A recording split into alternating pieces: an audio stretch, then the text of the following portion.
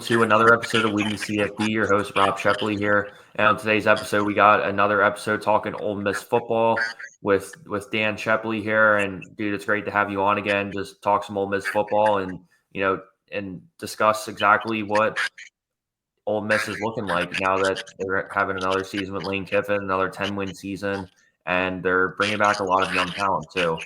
Yeah, I'm happy to be back on Witty CFB. There's a lot of question marks in the SEC and especially on Ole Miss with all these the transfer portal and the draft upcoming. There's a lot of guys in the draft. I'm excited to talk some Ole Miss football and Witty. Yeah, it definitely. The one thing that kind of dawned on me now that I was kind of reflecting on this episode is Lane Kiffin now is essentially, one of the most winningest coaches in Ole Miss football history. Now he's tied with David Cutcliffe, who was a longtime Duke head coach as well, and it just kind of got me thinking in terms of just, what Ole Miss's feeling is, and can they actually make a legitimate run at the playoff this year? So, with that said, we kind of talked a little bit off camera about, the recruiting class right now. They're, just outside the top 10, 16th right now. However, they're making a killing right now in the transfer portal, doing second right now. Got a number of 3 and 4 star guys who I think can be immediate contributors. Are there a couple guys that come to mind that, that you think the audience should be looking out for heading into spring ball and August when the season starts? Yeah, the Ole Miss, they definitely are way heavier in the transfer portal as opposed to actual recruiting. They're second to LSU right now in the portal. A couple guys that I have my eye on. There's 2 receivers one from West Virginia, Traylon Ray, 6'1", 190. Reminds me a little bit of Trey Harris. Thinks he's a little more athletic. We also have Deuce Alexander, 4-star from Wake Forest. These guys are both going to be coming in high expectations. We have Caden Lee returning, lost Trey Harris, a lot of turnover. There's going to be a lot of pressure on them to step up right away. Also, Prince Will Umalayan, the little brother of Princely, who's entering the draft this year, looking to be an early second, maybe late first pick from Nebraska, defensive end, same position. I expect similar things that his big brother did there too. And finally, for the portal, we had a trio of guys from Arkansas. Seems to be a little pipeline for Ole Miss these past few years in the portal. Remember last year we got Pooh Paul. There's a couple other guys that we've gotten along the years. This year we got a corner in Jalen Braxton, 4-star, and a tight end in Luke Hayes, and Pat Kutas, offensive tackle. Those 3 guys I expect to play right away and make a big impact for our team.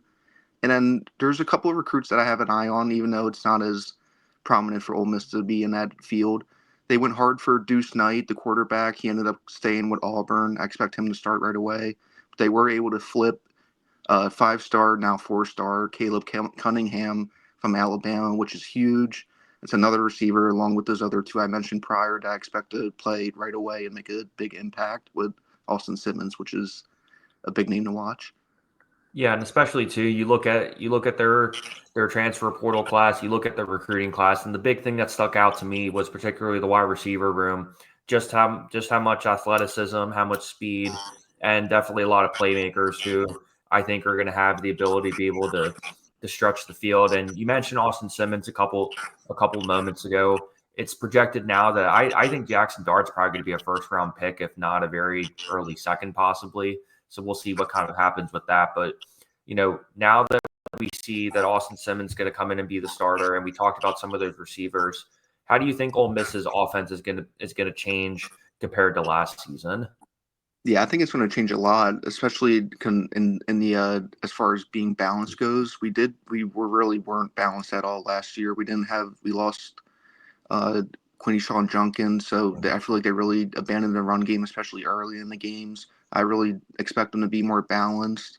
I don't know who's going to start at running back as of right now. There's a lot of transfers and guys coming in and guys staying, but especially getting the offense balanced would be my top thing to watch for this year, because Austin Simmons can run as well, but we really need to establish a run game, especially during the into the middle end of the season.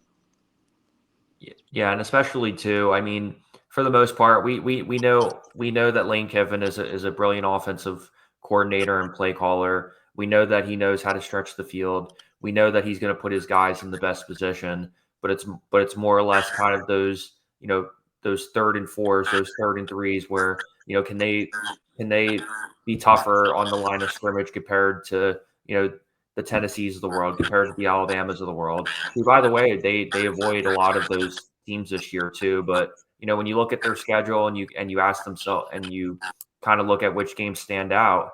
I mean, for me, what stands out really is, aside from them having a rematch versus Kentucky and Florida, the other big thing that comes to mind is the fact that you avoid Georgia, you avoid Texas, you avoid Tennessee, and your non-conference schedule is fairly manageable, especially the first half of the year.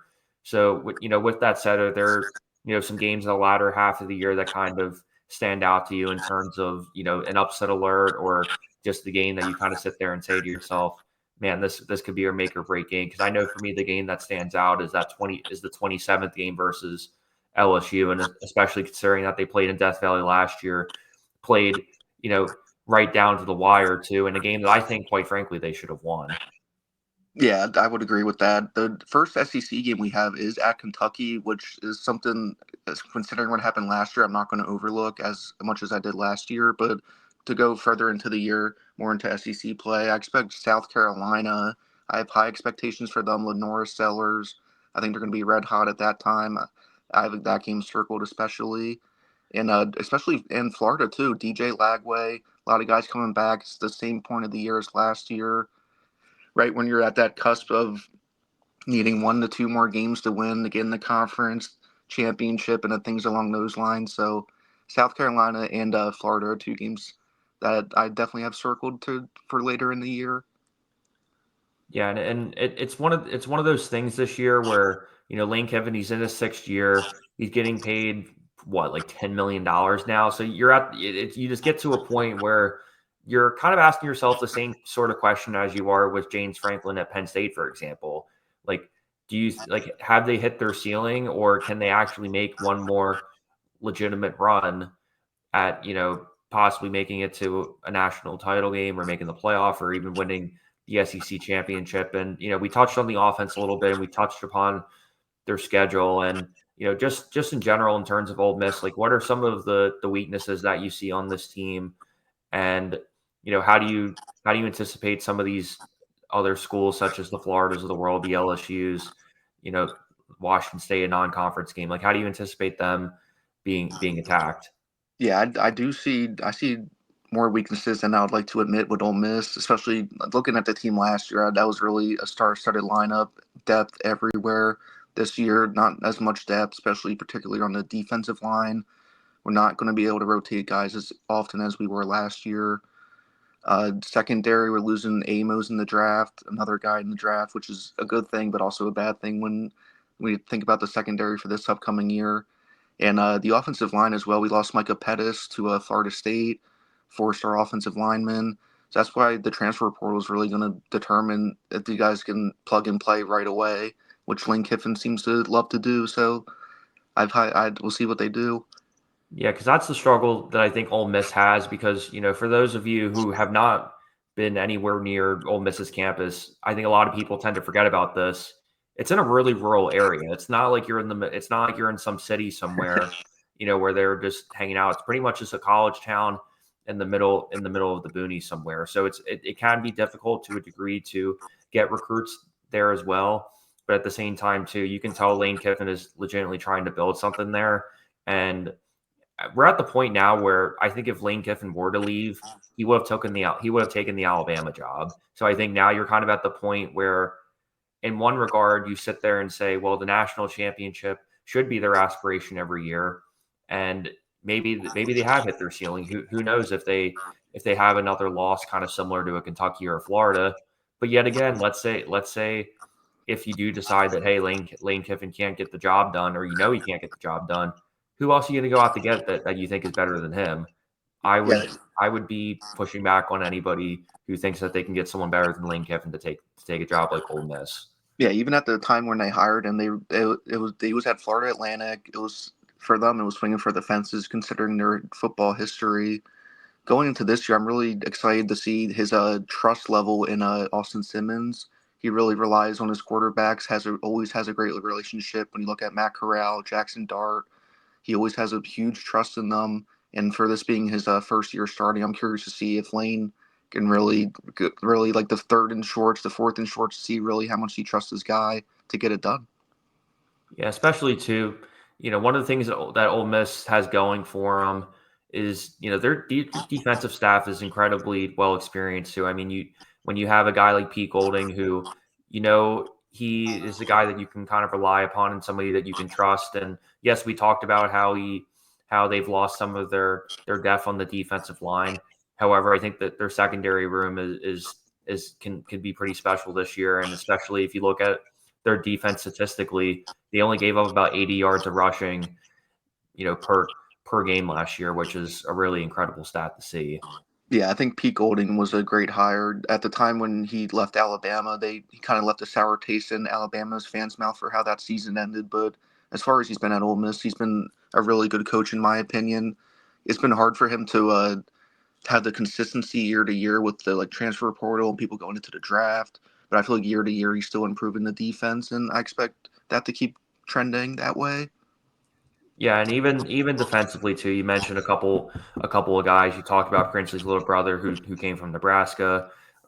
Are there any other concerns that you have, particularly on the defensive side of the ball, that you think could be, potentially an issue? Because I think every year we're always going to end up talking about, depth, for example, the injury bug, the plug and play. Like how many of these guys who are sophomores and juniors can just come right in and just be able to play and just be able to produce immediately? Yeah, definitely another concern would be the linebackers. We have Submarine Perkins, we have Pooh Paul, but outside of that, it's like that's two guys. You usually have three and a 4-3. We're going to be putting a lot of pressure on them. I am curious to see what they do with Perkins because he's been an off-ball linebacker. They've also had him at pass rush. I would like to see them have an established position for him.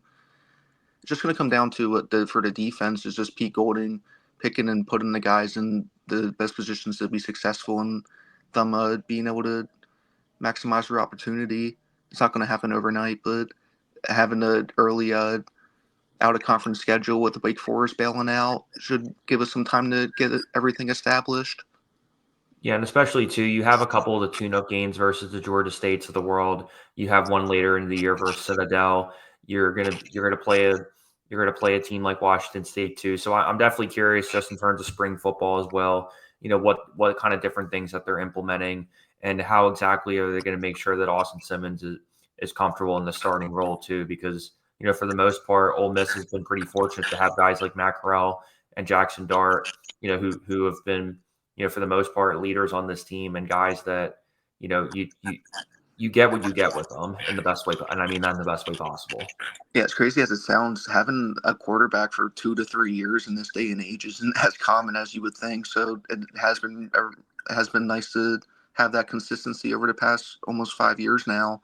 Hopefully, we get Jack or Austin Simmons being a sophomore this year. He has the same opportunity to be there multiple years to be a starter and get that relationship with Lane. Yeah, so yeah, exactly. That's a great point you mentioned too. So the last question I'll ask you is kind of just like a best case scenario and worst case scenario for Ole Miss. So let's just say there's the season turns out and we're talking about them in December. What's the absolute best case scenario for Ole Miss based on what you see now, and what's the absolute worst case scenario that you see? I would say best case scenario would be making the SEC championship and losing, along with making the playoff. Making the playoff to me this year is the top goal. Obviously, winning national championship is what they really want to do, but to me, for this season, making the playoff is a must. And for worst case scenario is if we drop a game early, we have Tulane and LSU back to back. We have Florida, Mississippi State back to back. We have the same opportunities in our schedule to mess it up as we did last year. So I just hope that I don't hope they need to take every game seriously, not overlook anyone.